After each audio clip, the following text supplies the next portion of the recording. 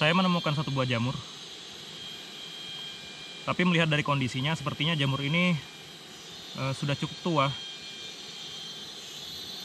Dan saat saya temukan tadi sudah tercabut dari miseliumnya, dari akarnya. Pada bagian yang di bawah pileus, bentuknya tidak menyerupai gills atau tidak menyerupai insang, tapi lebih menyerupai spon. Bisa dilihat di sini.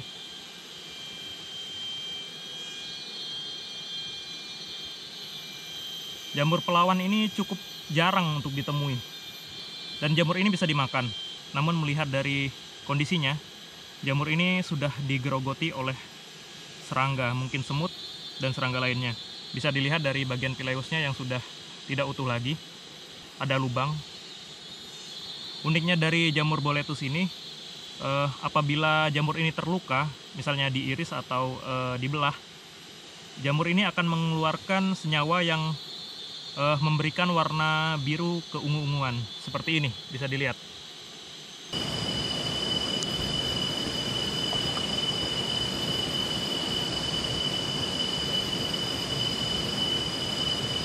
Ini saya nemu jamur Termitomices, di beberapa daerah disebut dengan jamur terucuk. Seperti namanya, Termitomices, jamur ini biasanya tumbuh di atas sarang rayap. Nah, ini bisa dilihat ada rayap.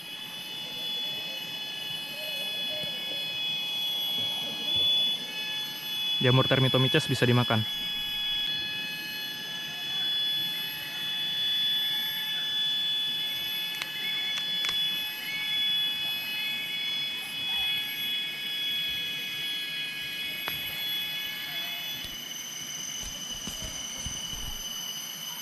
Nah, di jamur ini bisa dilihat pada stipe-nya tidak ada anulusnya, mulus.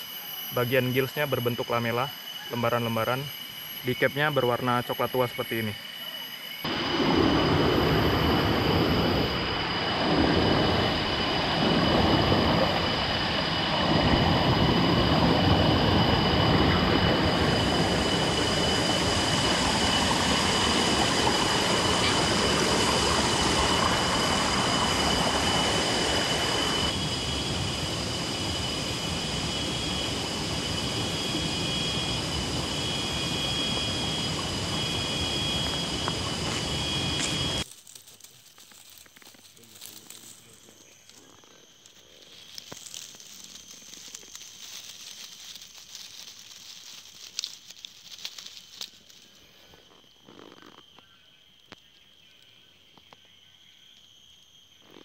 Jamur ini penduduk setempat ada yang menyebutnya sebagai jamur kabal. Namun dalam taksonominya jamur ini termasuk dalam ordo yang sama dengan jamur boletus, yaitu masuk dalam ordo Boletales. Namun berpisah dalam familinya.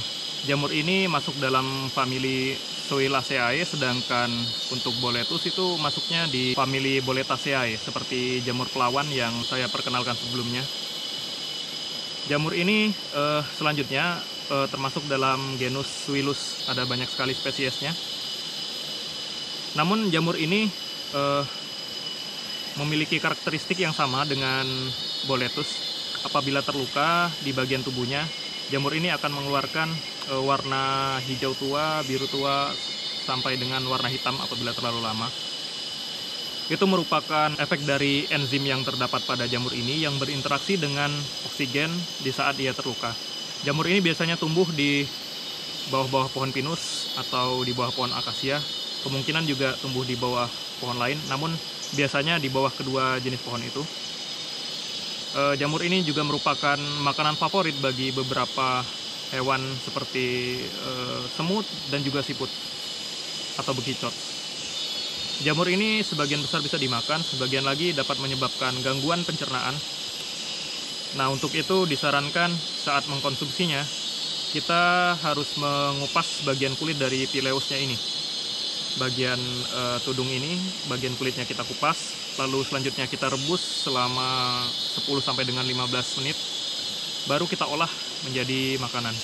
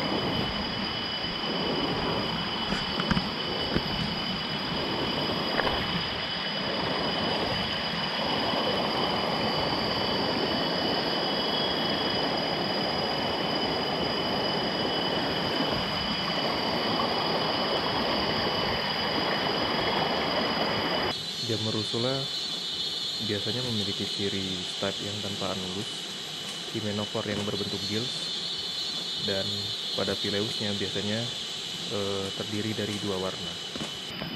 Jamur rusula sulit untuk diidentifikasi hingga ke tingkat spesies karena ciri-cirinya yang sangat mirip antara satu dan lain. Ada beberapa dari spesies ini yang bisa dikonsumsi, tapi kebanyakan rasanya tidak enak. Bahkan ada juga rusula yang dapat menyebabkan kematian. Di bus scrap camp kita ternyata sedang ada banyak jamur kuping. Bisa dilihat ini satu jamur kuping.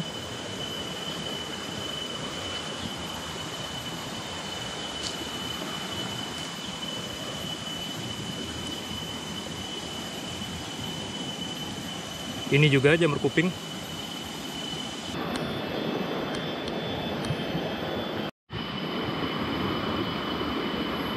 Karena sudah mau hujan, langit sudah gelap dan waktu saya terbatas. Jadi jamur-jamur ini akan saya bawa pulang, saya masak di rumah.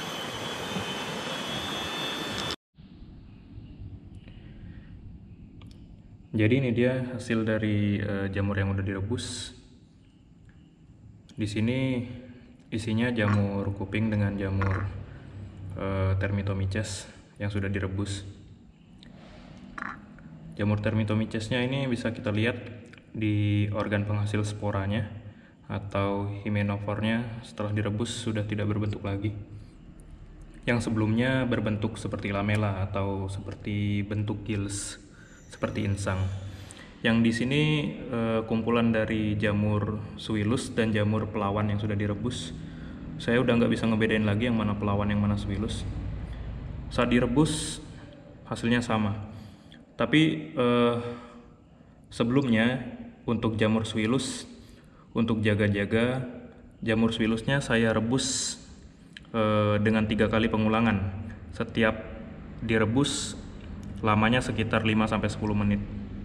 Bisa dilihat di sini hymenophore-nya untuk pelawan dan jamur pelawan dan jamur Suillus itu bentuknya seperti spon ya. Ini bagian ini nih yang merupakan hymenophore-nya penghasil sporanya, yang warnanya lebih gelap. Nah, jamur-jamur ini akan saya masak dengan campuran bahan yang lain. Nah, di sini ada terong, ada wortel. Untuk proteinnya saya pakai tahu, ada lobster air tawar, dan juga potongan daging ayam. Oke, langsung aja kita masak.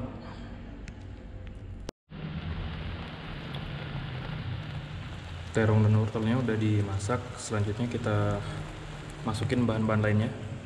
Kita masukin tahu, masukin juga ayam dan udang yang udah direbus.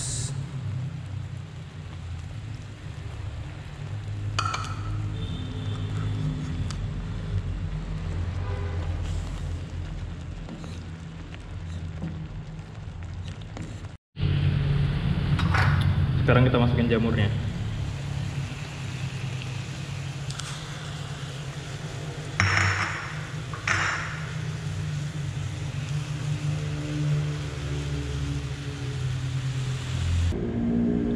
Sekarang waktunya saya coba masukkan jamur yang udah saya buat tadi.